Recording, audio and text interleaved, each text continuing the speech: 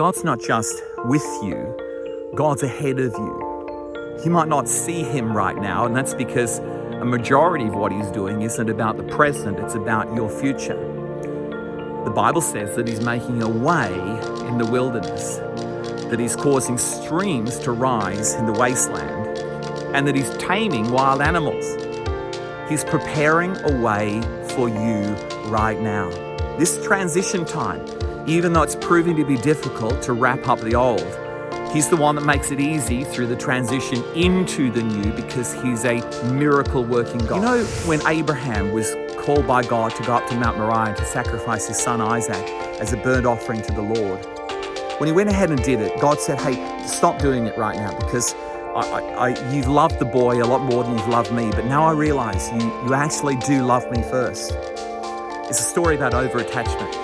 He was over-attached to his son, and so he needed to sacrifice him on the altar. But God was just cleansing his heart, as he's doing for you and doing for me. The fear of man has been greater than the fear of God.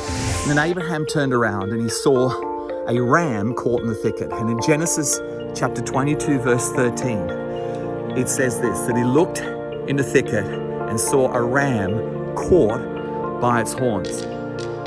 I find this absolutely intriguing, because the ram didn't suddenly appear. The ram had been there all the time. It's just Abraham wasn't looking for a ram. He was sweating about the potential death of his son. But when he turned around, there was a ram caught by its horns in the thicket. It's not usual for a ram to be caught by its horns, because they're creatures of survival. They're smart creatures.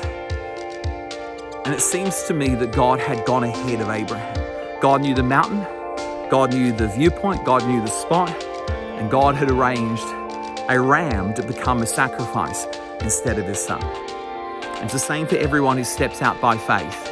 It's the same for you right now. If you dare to put the past behind you and not to dwell on the past, but to step out into your future, then he'll be a way maker, he'll be a promise keeper, and there'll be rams in the thicket along your way, because God has already provided for you. Abraham called that place Jehovah Jireh, the Lord will provide. But really it should have been the Lord has already provided. And there are miracles you're about to collide with. There are streams in the desert that you're about to drink from, as God turns your dry land into a well-watered garden. He's an extraordinary God.